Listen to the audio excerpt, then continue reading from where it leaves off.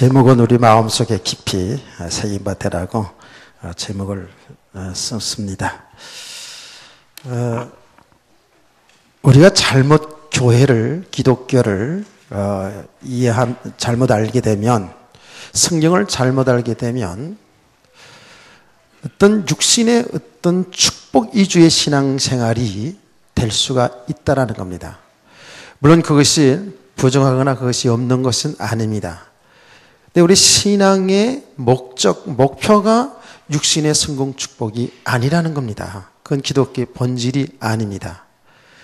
그것이 성경에 기록된 것을 보면 복음 때문에 일어난 일이고, 또 하나님의 안에 있는, 그리스도 안에 있는 부요함을 이제 가르치는 것이죠.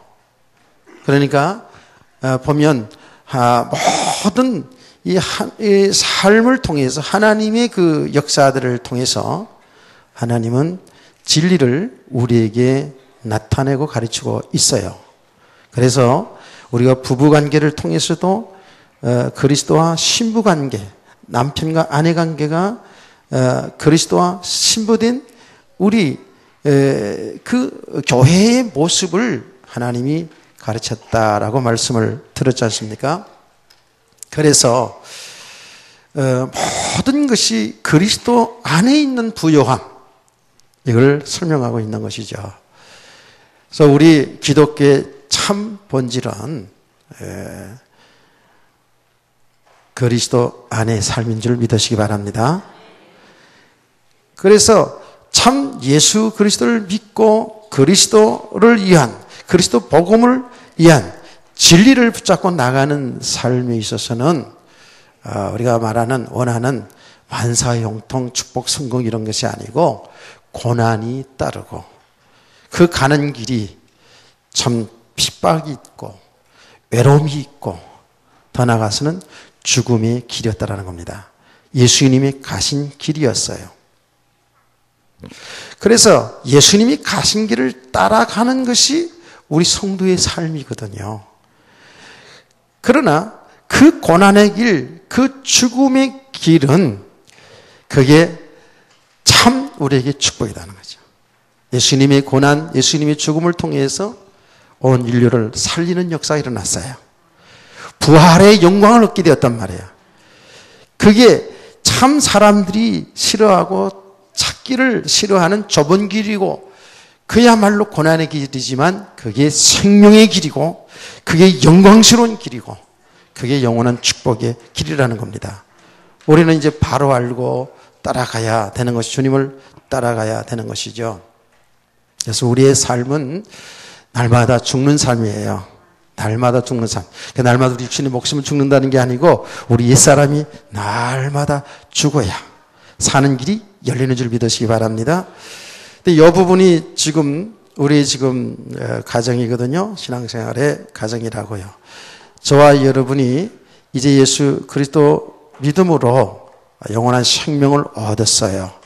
이제 우리 생명 얻은 우리 하나님의 사람들은 이러한 고난의 길, 죽음의 길을 정말 기뻐하고 즐거워하며 참 소망 가운데 힘차게 나아갈 수 있는 사람들 되기를 원합니다. 이것이 진짜 믿음의 사람들이 되어져야 이 길을 갈 수가 있는 것이죠. 자, 성경에 보면 정말 고난을 받아야 될 이유 나오고요. 정말 이 고난이 유익이고, 고난이 축복이고, 고난이 참 영광인 것을 성경에서 계속 말하고 있습니다. 그래서 믿음의 사람들을 보면 이 고난의 길, 죽음의 길을 기꺼이 갔다고요. 근데 놀라운 사실은 이 길은 우리만 가는 것이 아니라 우리 하나님이 함께 하십니다. 주님이 함께 하시는 길입니다. 이 믿음이 있어야 가는 것이요. 오늘 권사님 기도한 대로 세상이 너무 험악하고 타락한 세상입니다. 우리가 믿음 없이는 결코 이 길을 갈 수가 없어요. 그러나 주님이 말씀하시기를 이렇게 말했습니다. 나는 하늘과 땅의 권세를 가졌으니, 우리를 사랑하셔서 십자가에 필로 죽으신 그 예수 그리스도는 하늘과 땅의 권세를 가지신 하나님이시라고요. 그러면서 이렇게 말씀했습니다. 볼지어다 세상 끝날까지 항상 너희와 함께 있으리라. 주님이 함께 하시기 때문에 세상을 승리하게 될 줄 믿습니다. 이게 믿음이란 말이에요. 주님이 실제로 주 예수 그리스도 믿음으로 주님이 함께하는, 주님이 나의 주인이고 나의 영원하신 하나님이신데 지식이 아닌 사실로 믿게 된다면 우리는 기꺼이 기쁘게 즐겁게 고난이 축복인 줄 알고 당연한 사실인 것을 믿고 세상을 한 걸음 한 걸음 나가게 될 줄로 믿습니다. 그래서 성경에서 이제 많은 믿음의 사람들이 이 길을 갔고요. 또 이 길을 가야 할 것을 말씀하고 있습니다. 그래서 우리가 정말 예수를 믿고 가는 성도들이라면 지금도 똑같아요. 그 시대도 지금 똑같아요. 세상과 타협하지 않고 오직 믿음으로 진리 가운데 살아간다면 당연히 핍박이 오게 되어 있어요. 당연히 고난의 길이에요. 왕따를 당할 수도 있어요. 정말 외로울 수도 있어요. 성경은 분명히 예수를 바로 믿으려고 하면, 진리 가운데 살려고 하면 이런 고난과 핍박이 있음을 이야기합니다. 그래서 제가 성경에 많은 구절도 있습니다만은 주로 많이 들었던 말씀들을 제가 이제 확인을 하려고 그럽니다. 성경에 띄울 수 있으면 띄워보세요. 마태복음 5장 11절에서 12절 말씀이 되겠습니다. 예수님께서 산상보훈, 제자들에게 하나님의 말씀을 차근차근 이렇게 가르쳤을 때에 8가지 복이 나오죠. 8가지 복을 다 암송할 수 있겠나요? 자, 할 수 있는 데까지 제일 먼저 산상보훈입니다. 제일 먼저 뭐가 나오죠? 심령이 가난한 자는 복이 있나니 천국이 저희 것이며, 두 번째로 복이 있나니 저희가 이를 받을 것이요, 온유한 자는 복이 있나니 저희가 땅을 기업으로 찾을 것이요, 오해 줄이고 목마른 자는 복이 있나니 저희가 배부름을 얻을 것이요. 저거 왜 안 떠요? 빨리 뜨세요. 내가 그 뜨게 하려고 지금 이거 하는데. 자, 그 다음에 긍휼히 여기는 자는 긍휼히 받을 것이며, 마음이 청결한 자는 하나님을 볼 것이며, 화평케 하는 자는 하나님의 아들의 일컬음을 받을 것이요. 어떻게 해요? 그래요. 한 정도 해야 됩니다, 이럴 때는. 자, 저기 잘 안 떠지는데, 제가 요 부분에 대해서 이제 제가 찾아왔어요. 읽어드릴게요, 자세하게. 여러분 같이 사실은 좀 찾았으면 좋겠는데, 시간을 아끼기 위해서. 자, 앞을 보시고, 저를 보시면 되겠습니다. 예수님이 말씀하셨습니다. 나로 말미암아 너를 욕하고 박해하고 거짓으로 너희를 거스려 모든 악한 말을 할 때에는 너희에게 복이 있나니 기뻐하고 즐거워하라. 하늘에서 너희 상이 큼이라. 너희 전에 있던 선지자들도 다 이같이 핍박을 받았느니라. 그건 예수 그리스도 믿고 믿음으로 살려고 하는 사람들에게 있어서는 이런 욕도 먹고 이런 핍박을 받는데, 이거는 시대를 구분하지 않고 모든 선자들부터 이렇게 진리 가운데 사는 사람, 믿음으로 사는 사람들에게는 이런 고난 핍박이 왔다라는 겁니다. 자, 여러분, 예수님의 제자들이 지금 오늘의 본문에까지는 두려움에 있었고 여러 가지로 보면 참 이렇게 고난의 길을 힘들어 했습니다. 그러나 예수님의 제자들이 예수님이 죽으시고 부활하시고 성천하는 이 과정 속에서 그들이 정말 믿음의 사람으로 세워져 가지 않았습니까? 그리고 하나님이 약속하신, 주님이 약속하신 말씀대로 오순절날에 성령이 강림하고 그들이 성령이 충만했을 때에 그들은 다 담대하게 예수 그리스도를 증거합니다.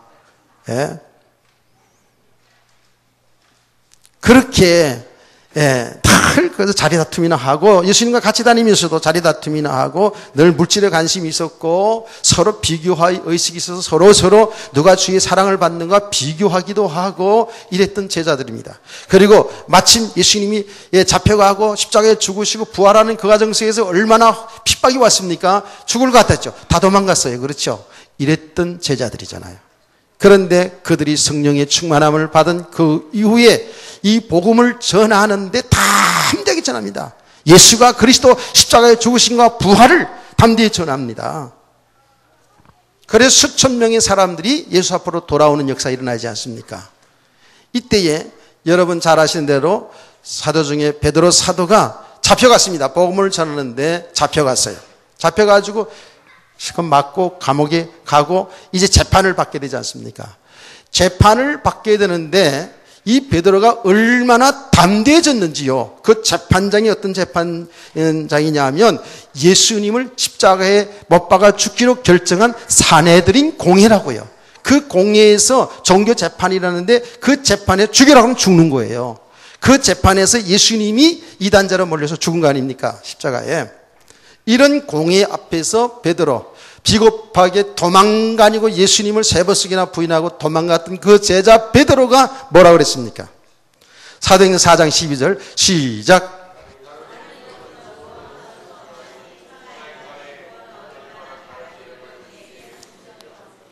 아멘. 가만히 있는 사람은 잘 모르겠죠. 그렇죠? 모르면 들으면 됩니다. 그렇게 얘기했습니다.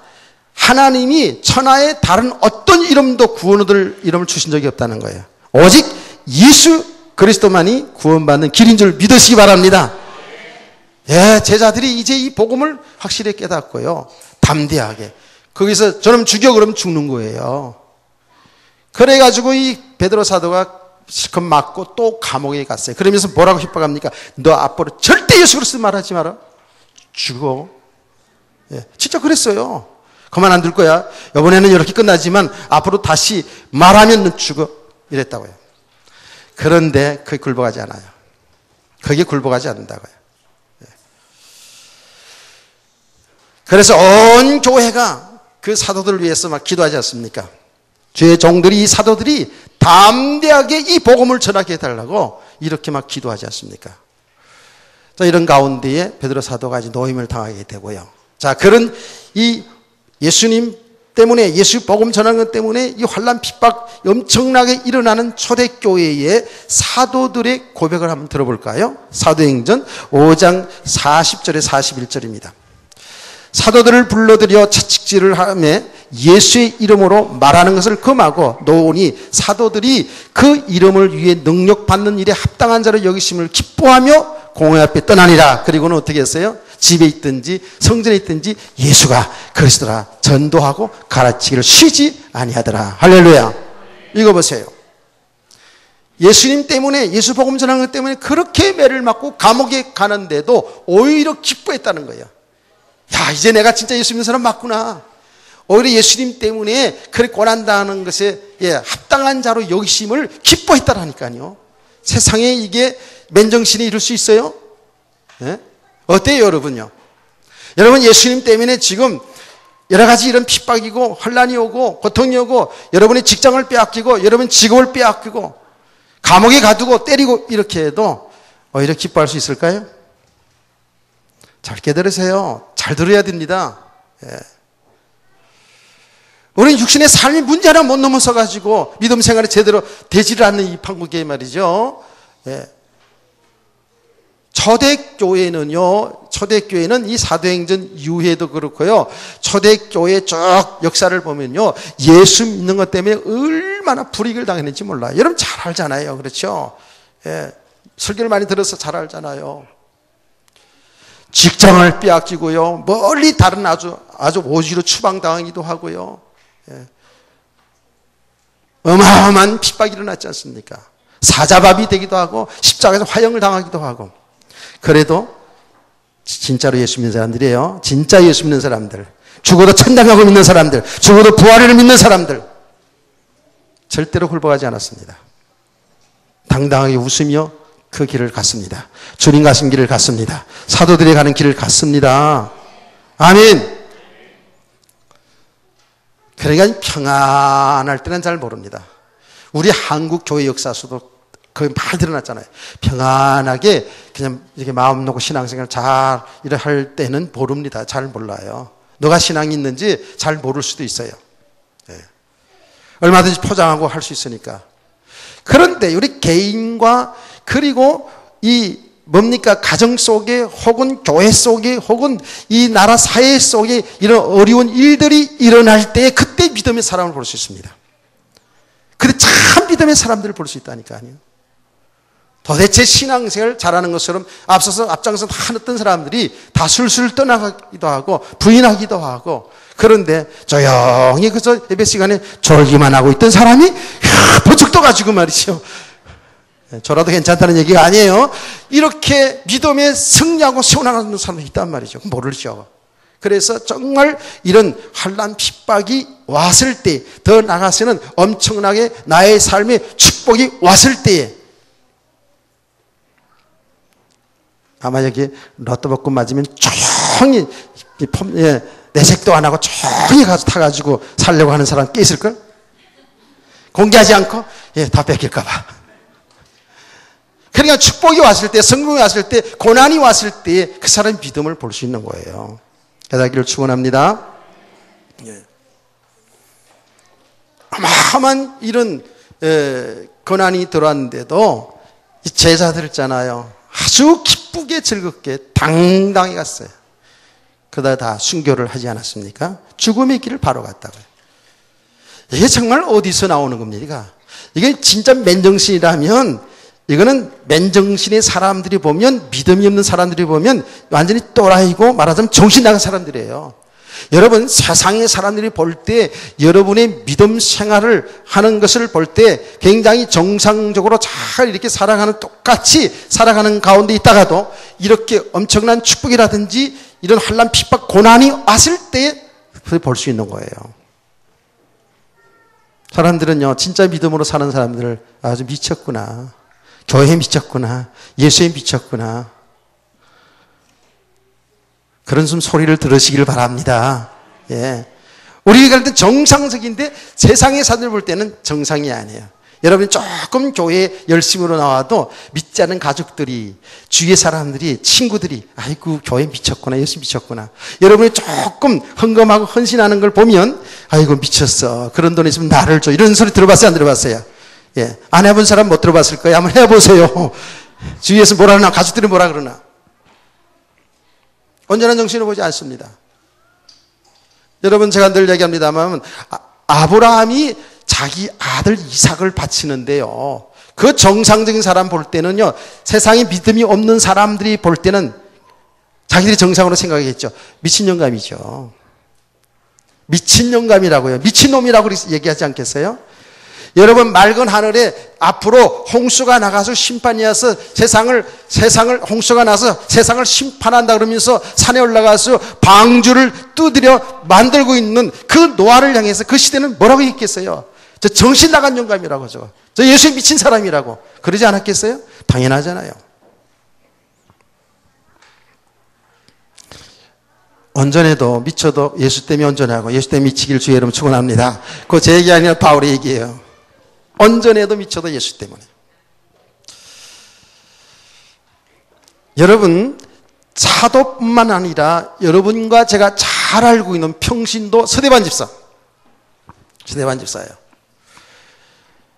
그가 그 재판관들 앞에서 많은 군종들이 보는 앞에서 얼마나 설교를 정확하게 성경적으로 구속사적으로 아주 구약 성경을 쫙 인약하면서 그러면서 아주 구원사적으로 설교 얼마나 논리정연에 잘했습니까? 베드로 사도보다도요 스데반 집사의 설교가 확실히 더 훨씬 아주 논리적으로 구속사적으로 잘 전개했습니다.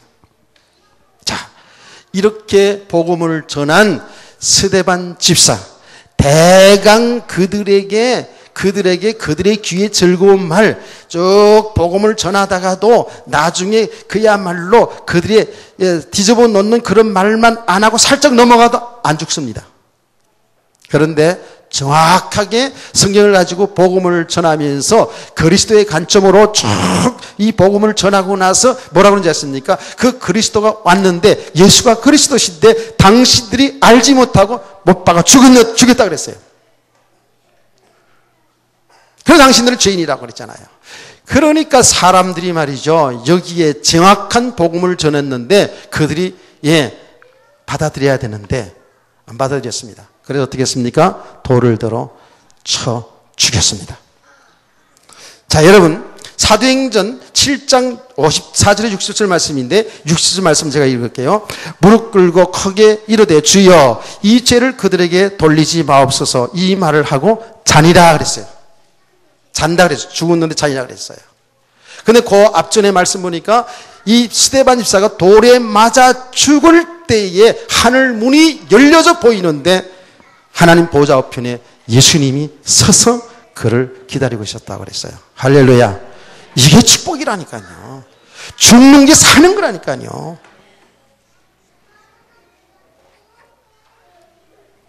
여러분, 우리가 너무나도 잘 아는 이 바울 사도, 여러분 신앙 고백을 많이 들었지 않았습니까? 바울 사도가 복음을 전하는데 얼마나 핍박을 당하고 얼마나 고난을 많이 당하는지, 진짜 그 바울 사도의 여정을 보면 눈물 없이 볼 수 없는 여정이 바울 사도의 복음 전하는 여정이었어요. 근데 사도행전 20장 23절 24절 말씀 보면 그런 말이 나옵니다. 계속해서 저기 봅니다. 사도행전 20장 23절 다 같이 시작. 오직 성령이 각 성에서 내게 정언하여 결박과 환난이 나를 기다린다 하시나. 24절 내가 달려갈 길과 주 예수께 받은 사명 곧 은혜, 하나님 은혜의 복음을 전가하면은 나의 생명조차 조금도 귀한 것으로 여기지 아니하노라. 할렐루야. 이런 고백이 저와 여러분이 있기를 원합니다. 생명조차 귀한 걸 여기지 않겠다는 거예요. 죽음의 길을 가는 겁니다. 이게 바로 믿음의 사람들의 삶의 여정들이었잖아요. 이 하나님의 은혜의 복음을 증거하려 하면 이거는 사도뿐만 아니라 우리 모든 성도의 삶의 이유가 되어야 줄 믿으시기 바랍니다. 뭘 지금 우리가 많이 알고 모르고 그런 것도 중요하지요. 그런데 중요한 것은 우리 이런 믿음을 가지고 살아야 돼요. 평상시는 잘 모르지만 그냥 어수룩해 보이고 신앙생활 잘 못하는 것처럼 보이고 그런데 이런 믿음이 다 우리 안에 있어야 된다고요. 아멘.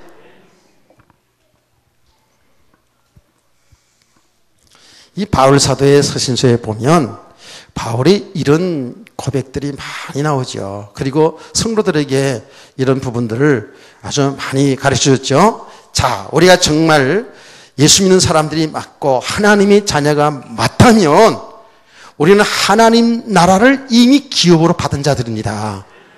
아멘. 진짜 완전한 축복 다 받은 사람들이에요. 자, 로마서 8장 17절 18절을 한번 같이 보겠습니다. 로마서 8장 17절 18절 말씀을 방송실이가 좀 동작이 뜨네. 오늘 처음으로 이렇게 해보니까 손발이 좀 안 맞는데 로마서 8장 17절 18절 말씀을 다 같이 시작. 자녀이면 또한 상속자 곧 하나님의 상속자여 그리스도와 함께한 상속자니 우리가 그와 함께 영광을 받기 위해 고난도 함께 받아야 할 것이니라. 생각건대 현재의 고난은 장차 우리에게 나타날 영광과 좋게 비교할 수 없도다. 할렐루야. 우리가 분명히 예수 그리스도 믿어서 하나님의 자녀가 되었으면 그리스도와 함께 하늘나라를 상속으로 받은 자예요. 그렇죠? 하나님 나라를 이미 기업으로 얻은 자 아닙니까? 그러면 우리가 그와 함께 영광을 받기 위하여 고난도 함께 받아야 할 것입니다. 고난은 싫고 영광은 받기를 원해요? 아까 내가 오전에 서론적으로 얘기했잖아요. 오늘날 기독교인들이 예수 믿어서 구원받고 축복받고 천국 가는 건 좋은데 예수님처럼 사는 건 싫다. 전부 다 이렇게 얘기했대잖아요. 오늘날 교회의 성도들의 세태란 말이에요. 지금. 그런데 하나님은 분명히 우리에게 말씀하시기를 이런 기업받은 자 그 주님과 함께 영광을 받으려면 그리스도가 받은 그 고난도 함께 받을 수 있는 성도 되어야 될 줄 믿습니다. 진짜 고난 받을 이유예요. 그래서 바울 사도는 사실 여기저기에서 그 믿음의 고백들을 많이 하지 않았습니까? 로마서 14장에도 그랬죠. 내가 살든지 죽든지 주의 것이다. 이렇게 말했고요. 제가 참 좋아하는 구절 중에 하나가 빌립보서 1장 12절에서 24절 그 내용인데 그 중에 빌립보서 1장 20절 21절을 다 같이 찾으세요. 저기 못 띄워주니까 다 같이 찾읍시다. 찾아서 이렇게 확인해 보는 게 참 좋아요. 또 못 띄워준다니까 저기 방송에서 성질이 나나 봐요. 또 띄워주네. 아, 참 좋습니다. 어쨌든 사도행전 빌립보서 1장 20절 바울의 고백이죠. 시작. 나의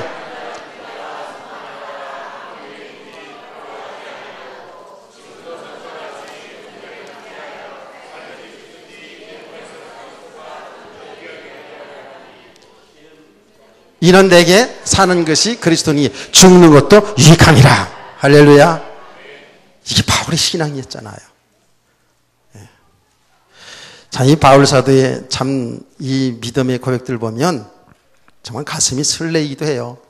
어떤 때는 철렁철렁 내려앉기도 하고요. 오직 그리스도예요. 내게 사는 그리스도니 나를 나타내지 않겠다는 거예요. 오직 그리스도만 존귀되게 나타나겠다는 거예요. 믿음의 삶이 되길 원합니다. 우리는 자꾸 뭐하고도 자꾸 우리를 나타나고 싶어 하잖아요. 이게 어쩔 수 없는 것인데 그런 믿음의 사람들은 그리스도를 존귀되고 원해요. 살든지 죽든지 내 몸에서 그리스도와 존귀되기를 원해요.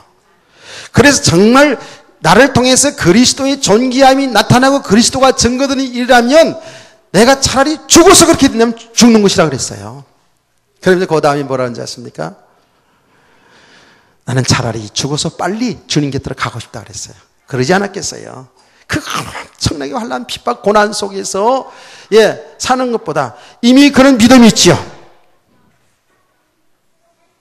우리 집사람이 한숨을 쉬는데 왜 한숨 쉴까? 몸이 길어서 한숨인가? 걱정되네 갑자기. 난 여러분도 은혜 받아야지만 내가 은혜 받아야 되고요. 여러분도 은혜 받아야지만 아내가 은혜 받아야 나 눈치 보면서 이렇게 한다니까요. 근데 한숨 쉬네.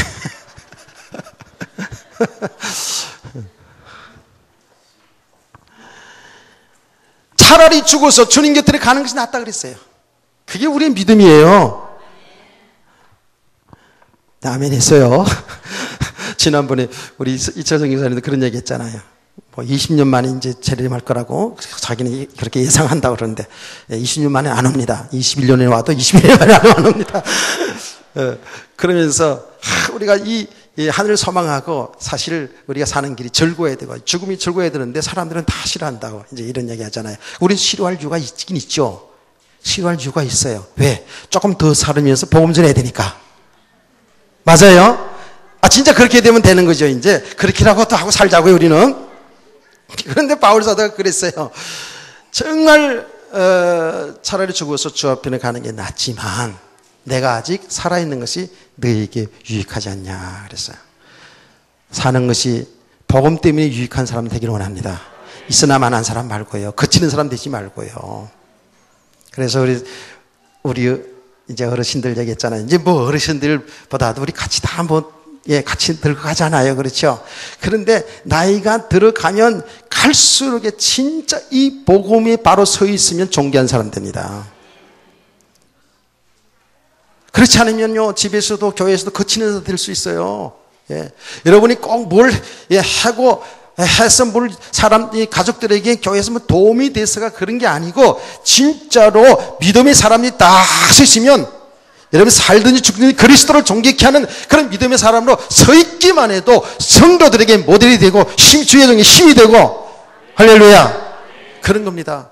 그래서 우리 장로님, 우리 권사님, 우리 집사님 보기만 해도 의뢰가 되고 보기만 해도 힘이 나고 아멘. 근데 저쪽 동네는요 보기만 해도 짜증나고 보기만 해도 힘 빠지고 그런 사람도 있다고 그러더라고요. 우리 교회는 안 그래요, 진짜. 우리 오숙준 유사님 어저께 김치 버무리는데 여기 오셔가지고 그러더라고요. 우리 교회는 다르다고. 우리 교회는 진짜 성도들이 믿음 생활 잘하고 다르다 그러더라고요. 그러면서 참 가족 같다 그러더라고요. 보쌈 주셔서 그랬나?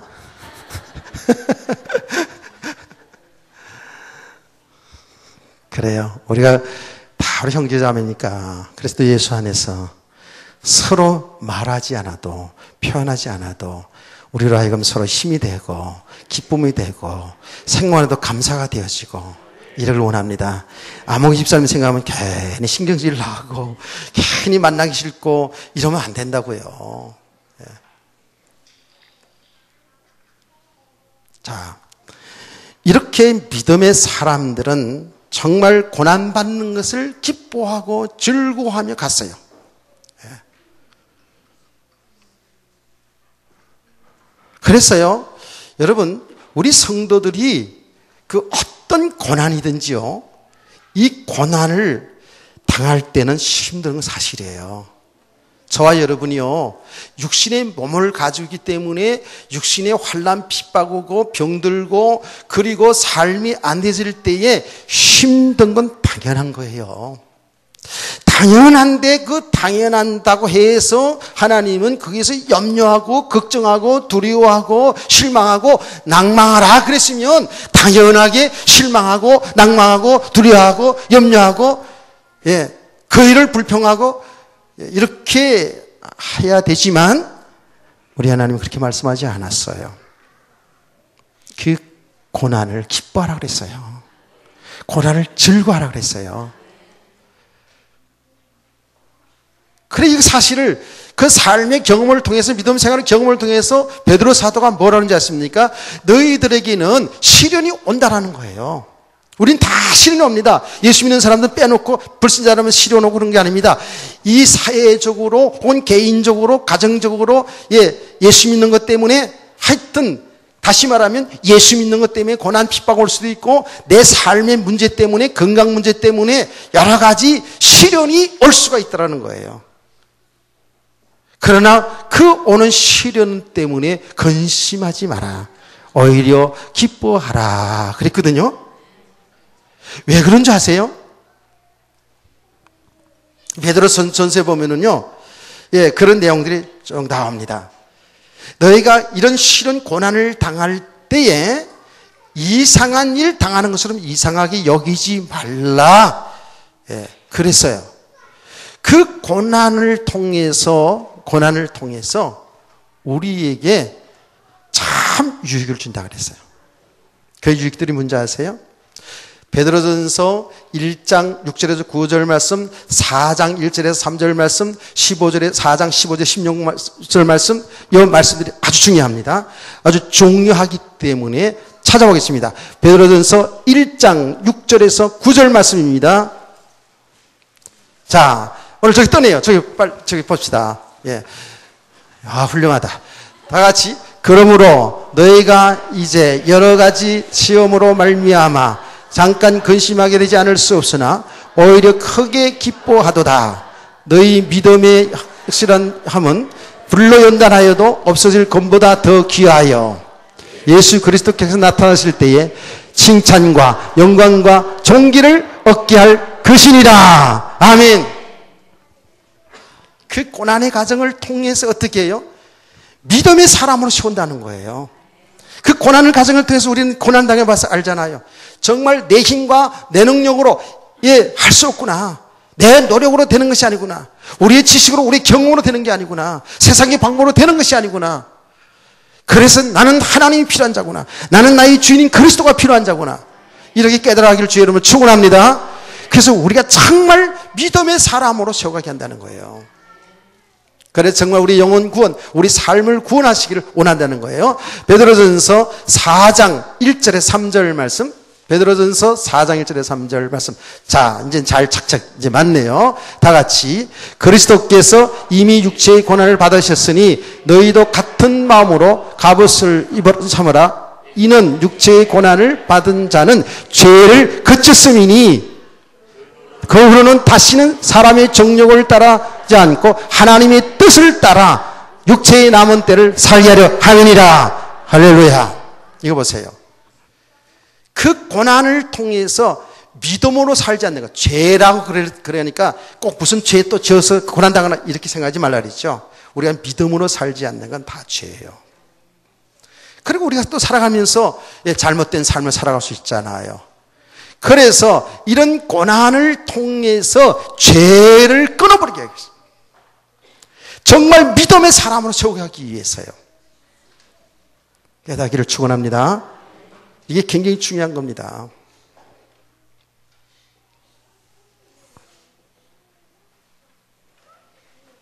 아직도 내가 인생의 주인 노릇하는 나를 볼 수 있어야 돼요.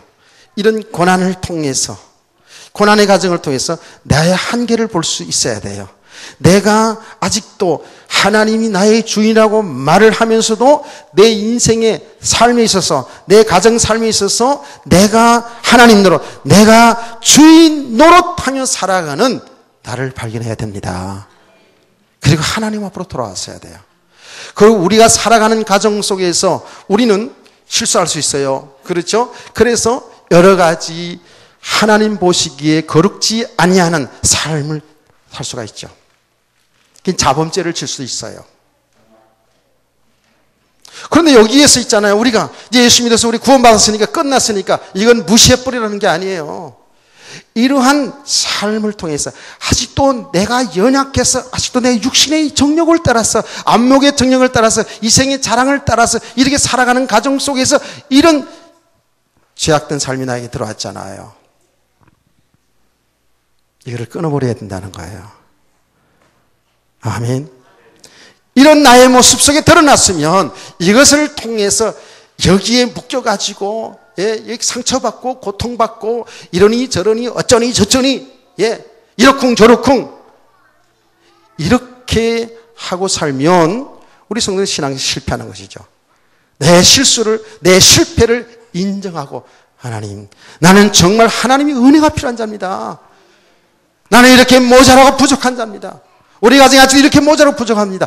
인정하고 주님 앞에 돌아서야 될 줄 믿으시기 바랍니다. 여기에 우리 애통함이 있어야 되는 거예요. 여기 힘들고 어렵더라도 이거를 정말 끊어버려야 돼요. 근데 우리가 이걸 잘 알아야 돼요. 그렇게 육신의 정욕 가운데 사는 삶을 통해서 결국 사탄은 내 인생을 망가뜨리고 우리 가정을 망가뜨리고 교회를 망가뜨리고 이 사회를 망하게 하잖아요. 이게 지금 넓게 지금 얘기하는 거예요. 지금 넓게. 우리 후대들도 잘 들어야 돼요. 우리가 살아가는 삶 속에, 여러분들이 살아가는 모든 속에 믿음으로 하지 않는 것, 그 세상의 모든 그 타락한 문화 속에서 빠져서 들어가고 살면서 거기서 허우적거리고 있으면 결국 그거로 인해서 우리 인생 망치지는 거예요. 그게 사단이 원하는 일이잖아요. 우리 하나님의 사람들은 정말 예수 믿는 사람들은 거룩한 하나님의 사람들로, 믿음의 사람으로 세워나가야 될 줄 믿으시기 바랍니다. 그래서 하나님께서는 말씀을 통해서 드러내고 있다니까요. 말씀이 뭐예요? 자유의 날씨는 어떤 것보다 예리해요. 영과 혼과 골수를 찌고 쫄게 찔러 드러내고요. 우리의 마음과 생각을 드러낸다 그랬잖아요. 드러나져야 돼요. 우리는 많이 포장하고, 저와 여러분이 많이 포장하고, 옛사람, 육의 사람으로 살던, 아직도 육신의 몸을 가지고 있고 아직도 죄성을 가지고 있는 우리들 있잖아요. 믿음이 되지 않은 만큼은 끊임없이 순간순간 이 육체의 정욕, 안목의 정욕, 이생의 자랑들이 다 우리를 공격합니다. 세상 보고 듣는 것들이 전부 어둠의 역사입니다. 이게요. 이 속에서 우리가 정신 차리지 아니하면, 우리가 깨어있지 아니하면 우리는 육의 몸을 가지고 있고 우리의 마음은 늘 그쪽으로 향하고 있기 때문에요. 금세 속습니다. 그래서 성경은 뭐라 그러죠? 깨어있어라. 말씀과 기도로 깨어있어라. 말씀과 기도로 거룩해지라고 말씀하고 있어요. 굉장히 중요한 거예요. 우리가 이 영적인 사실을 눈을 뜨지 못하면 그거 심상히 여긴다고요. 그런데다가 이제 예수 믿어서 끝났으니 괜찮다 이렇게 돼버리니까 사람들이 얼마나 타락으로 가는지요. 심각합니다 지금요. 그걸 통해서 하나님의 백성들이 하나님께 영광 돌리면서 그리스도의 존귀함을 드러내며 살아가야 되는데 완전히 인생을 실패하고요. 허우적기라고 해요. 그래서 벗어나지 못하고 살아가는 사람들이 얼마나 많은지 몰라요. 그게 바로 저주요, 재앙 아니겠어요? 예. 그런 것을 우리가 분명히 한다면 우리는 거기에서 단호하게, 진짜 아픔이 있어도 말씀을 통하여서 수술이 되어지길 원합니다. 수술이 되어져야 돼요. 예, 말씀 듣고도 뭐 하나님이 하신 일이라면서 이러면서 또 안 뻔뻔하게 앉아있어요. 하나님이 하신 일이 지금 그 말씀을 통해서 깨닫고 이런 것을 십자가에 못을 박으라는 거예요. 던져버리라는 거예요. 아멘. 그래서 바울 사도가 뭐라 했습니까? 자기 자신을 복종시킨다고 그러지 않았어요. 내가 이 복음을 전하고 남들은 구원하고 나는 구원에 떨어질까 봐 두렵다 그러면서요. 여기에 은혜입니다. 은혜 받는다는 것이 뭐 가만히 있으라 그 얘기가 아니에요. 바울이 그랬잖아요. 내가 어디까지 했든지 그대로 행하라 그랬어요. 그러니까 우리가 몰랐는데 이제 하나님의 말씀을 통해서 이게 하나님 믿지 않고 내가 주인으로 사는 게 요게 죄고, 또 그런 죄성 가운데 살아가면서 많은 죄들을 우리가 자꾸 범하며 사는구나. 자, 이걸 통해서 사단이 역사하고 이걸 통해서 인생을 실패하게 만드구나. 이렇게 알면은요, 여러분들이 과감하게 끊을 건 끊어야 돼요. 아멘. 그게 은혜입니다. 그게요. 그래서 우리는 거룩한 믿음의 사람으로 자꾸 세워져 가야 돼요. 그래서 바울 사도가 그러지 않았습니까? 갈라디아서 5장 16절에서 24절 말씀이거든요. 우리가 육신으로 계속 이거 끊지 못하고 육신의 정욕 따라서 그냥 괜찮다 이렇게 살아가잖아요. 살아가다 보면 자꾸 그 열매를 맺게 되죠. 전부 육세에 그 더러운 죄악된 열매, 시기와 미움과 질투와 욕심과 음란과 더러움과 당짓는 것과 이렇게 가지고 하나님의 나라의 축복을 못 누리잖아요. 아멘. 그런데 하나님의 성령의 열매는 온유, 절제, 희락, 기쁨, 희락이나 기쁨이나, 할렐루야. 이런 아름다운 열매를 맺으면서 하나님께 영광 돌리고 사람 살리는 역사에 일어날 줄 믿으시기 바랍니다. 그러면서 우리는 뭐라 그랬어요? 우리의 예수의 사람들은, 우리 예수의 사람들은, 구원받은 사람들은 우리의 정과 욕심을 십자가에 폭박하라 그랬어요. 던지라 그랬어요. 그러니까 바울 사도는 그런 겁니다. 바울 사도는 뭐라 그랬냐면 우리는 날마다 죽노라 그랬어요. 날마다 죽노라. 그 날마다 죽는다는 것은 우리 목숨이 죽는다는 얘기가 아니잖아요. 내 육신, 옛사람을 날마다 십자가에 못 박는 거예요. 던지는 거예요. 그게 사망덩어리예요. 그게 암덩어리고요. 그게 사단의 통로가 되는 것이고요. 인생을 실패하는 그거 아니겠어요? 이거를 발견해야 되는 거예요. 어떻게? 말씀을 통해서. 이거를 발견하도록 하나님께서 우리를 사랑하시기 때문에 다시는 죄악 가운데 살지 않고 정말 믿음의 사람으로 살기를 원하여서 고난이라는 시련을 갖다 준다는 거예요. 그게 고난의 유익인 줄 믿으시기 바랍니다. 그러면서 뭐라고 하는지 아십니까? 너희가 앞으로 4장 15절 16절 말씀인데요. 살인이나 도둑질이나 남의 일 간섭하는 일이나 뭐 이런 나오네요. 다 지금 나오니까 읽어봅시다. 시작. 너희 중에 누구든지 살인이나 도둑질이나 악행이나 남의 일을 간섭하는 자로 고난을 받지 말려니와 만일 그리스도인으로 고난을 받으면 부끄러워하지 말고 도리어 그의 이름에 하나님께 영광을 돌리라. 할렐루야. 우리는 앞으로 죄 가운데 죄된 삶을 살아가면서 고난받고 하나님이 하신 일이라고 이렇게 핑계대지 말고요. 정말 믿음의 사람으로 은혜 받고 강함의 죄 가운데 돌아서서 주님 앞에 나오시기 원합니다. 주님만이 필요한 자로 깨닫기를 주의 이름으로 축원합니다. 우리는 이렇게 거룩한 믿음의 사람으로 세워주기 위해서 하나님이 우리를 사랑하시기 때문에 우리를 참 아들로 우리를 인정하기 때문에 고난이 오는 거예요. 아멘. 그러면 히브리서 12장 5절에서 13절입니다. 이거 중요하기 때문에 쭉 읽어봅시다. 히브리 12장 5절에서 13절 말씀 시작. 저기 보세요. 또 아들들에게 권하는 것 같이 너에게 권면하신 말씀도 있었도다.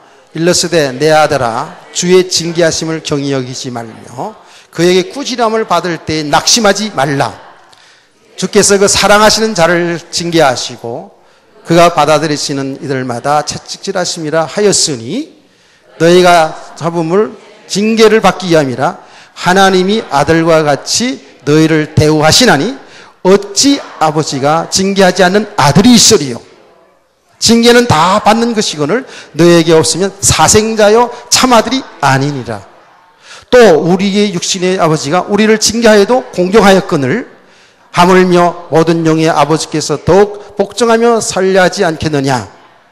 그들은 잠시 자기의 뜻대로 우리를 징계하였거니와 오직 하나님은 우리를 유익을 위하여 그의 거룩하심에 참여하게 하시느니라. 무릇 징계가 당시에는 즐거워 보이지 않고 슬퍼 보이나 무릇 그런 그로 말미암아 연단을 받은 자들은 의와 평강한 열매를 맺느니라. 그러므로 피곤한 손과 연약한 무릎을 일으켜 세우고 너희 발을 위하여 너희 곧은 길을 만들어 저는 다리로 하여금 어그리지 않고 고침을 받게 하라. 할렐루야. 아멘. 확인되시죠? 제가 왜 오늘 다 이 차가 존중하세요? 예, 내가 자꾸 고난받으라 죽으라 그러면 내 말로 들을까 봐. 주님의 말씀입니다. 보세요. 진짜 참 아들, 참 예수 믿는 사람들을 고난이 오는 것은 여러분을 대화해 주는 거예요, 지금. 하나님의 아들들이라는 거예요. 징계는 다 있는 거예요. 다. 근데 참 하나님의 아들들, 하나님 챙기시는 게 고난이에요. 그러면서 참 중요한 말 했잖아요. 여러분, 육신의 자녀들, 우리 부모들 생겼잖아요. 부모들을, 근데 매도 많이 자랐죠. 그렇죠? 저도 종아리 그렇게 많이 안 맞았지만은, 예, 어머니 말씀 안 듣고 공부 안 하고 애들하고 어울려서 소모기로 가는 게 좋아가지고 가다가 걸려가지고 종아리 맞은 적이 있어, 종아리. 그렇다 가지고 왼시덩어리 이러고 살지 않았어요. 그 어머니를 내 마음속에 더 공경하죠. 부모를 공경하잖아요. 육신들도 그렇거늘 그렇게 얘기하잖아요. 저와 여러분 하나님의 아들 딸들이에요. 하나님 얼마나 우리를 사랑하시는지 십자가에 죽기까지 우리를 사랑하셔서 우리를 구원전하셨잖아요.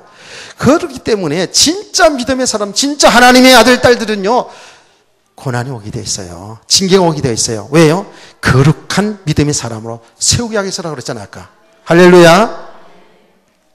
그래서 우리는 징계라고 할 때에 우리는 어떤 유교적인 사상을 가지고 있기 때문에, 예, 인과응보의 그런 사상이 있어요. 뭘 잘못하면 벌 받고 이런 차원으로 많이 생각을 하는데, 그 말들의 의미는 뭐냐 하면 우리를 정말 거룩한 하나님의 아들, 딸, 그 하나님의 나라의 축복을 누릴 수 있는, 그 하나님이 주신 축복을 누릴 수 있는 그런 믿음의 사람으로 다듬어 간다는 그 말이에요. 아멘.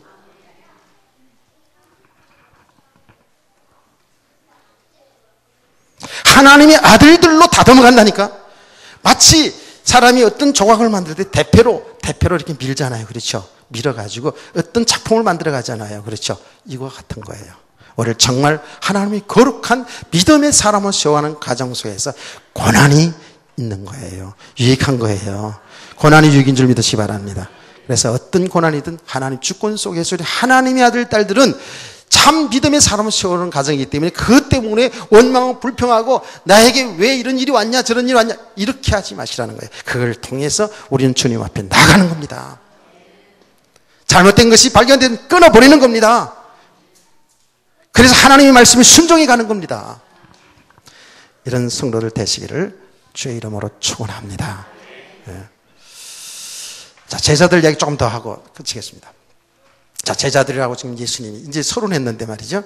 예, 제자들하고 예수님이 지금 가는데 예루살렘으로 올라가고 있거든요. 지금 올라가는 길에서 예수께서 그들 앞에 서서 가시는데 그들이 놀라고 따르는 자들은 두려워하더라. 예수님의 제자들이 지금 예루살렘으로 올라가는데 예수님이 올라가는데 따라가는데 보니까 예루살렘 올라가는 거야. 제자들이 깜짝 놀랐어요. 그리고 두려워했다 그랬어요. 왜 그럴까요? 왜 그렇죠? 여러분 답을 한번 해보세요. 왜 그렇습니까 지금? 아니 예루살렘 올라가는데 왜 제자들이 놀랬죠? 경기를 일으킨 것 같아 보니까. 그리고 두려워했다고 그랬어요. 놀라고 두려운 게 경기지 뭐예요. 거의. 왜 그랬을까요?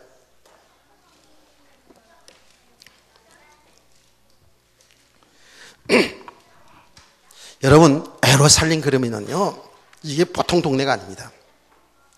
참으로 예루살렘 이렇게 할 때 하나님의 교회 성소가 있는 교회로 참 좋게 표현되기도 하지만 예루살렘 그러면 그 당시에 유대의 배경이 어떻습니까? 로마의 통치 속에 있었다고요. 로마의 힘의 정치에 아주 힘의 논리의 그 시대 예루살렘 로마의 지배 속에 있었다는 거 그거 알아야 되고요. 또 그러면서 이 예루살렘에는 로마가 지배하기 때문에 그렇잖아도 참 우상숭배 많이 하는 그 예루살렘에 많은 그 로마의 힘과 동시에 그 문화가 어떤 문화가 들었냐면 그리스도 문화가 들어왔어요. 그리스 문화. 그리스도가 아니고 그리스 문화. 헬라 문화 말이에요. 그리스도가 아니고 그리스 문화. 나라는 그리스라는 나라가 있잖아요. 그 그리스 문화가요. 그 시대를 지배했잖아요. 근데요.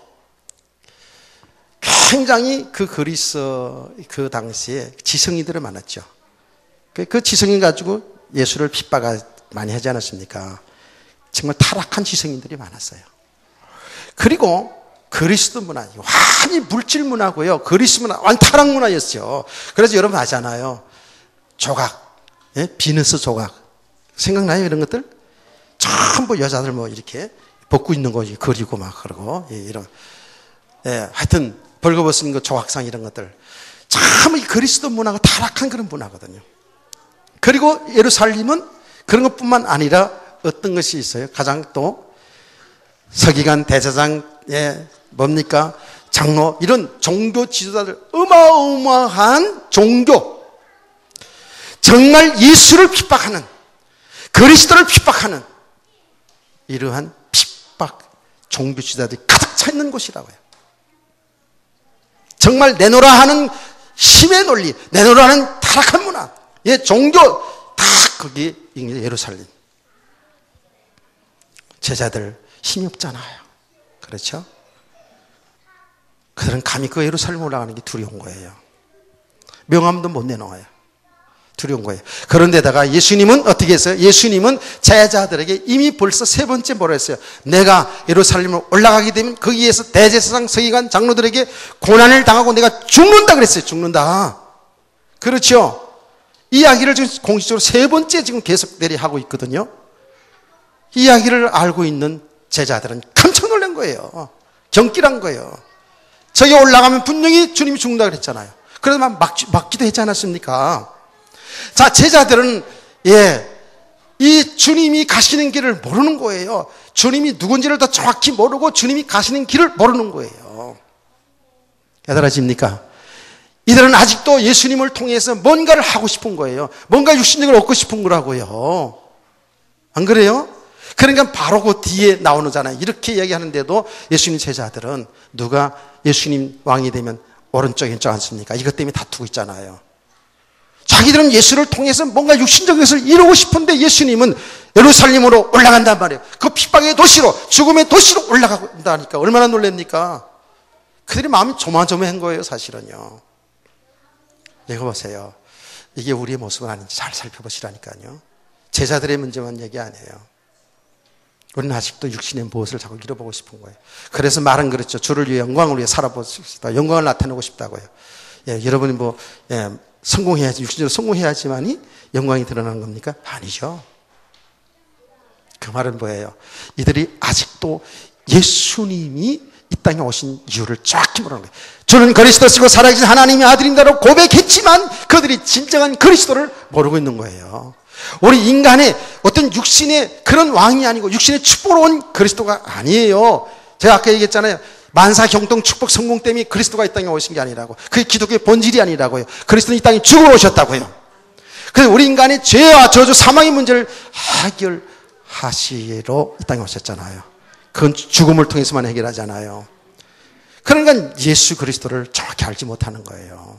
복음을 잘 알지 못하는 거예요. 복음의 본질을 모르고 있는 거예요, 제자들이. 오늘날도 똑같다니까요. 오늘날 교회들이 많이 있습니다. 큰 교회들 많이 있고요. 그런데 이 복음의 본질을 정확히 알지 못하면 전부 아직도 육신의 것을 움켜잡으려고 이렇게 신앙생활하기 때문에 그리스도 이야기 싫어합니다.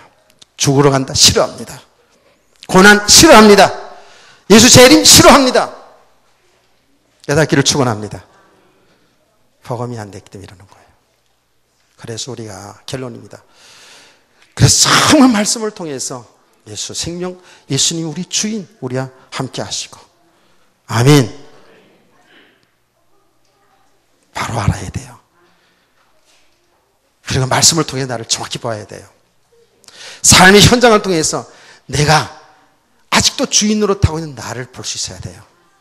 그리스도가 하나님이신 그가 나의 주인이 되어져야 되는데 아직도 내가 모든 작고 큰 일 속에서 내가 주인으로 타고 있는 나를 발견해야 돼요.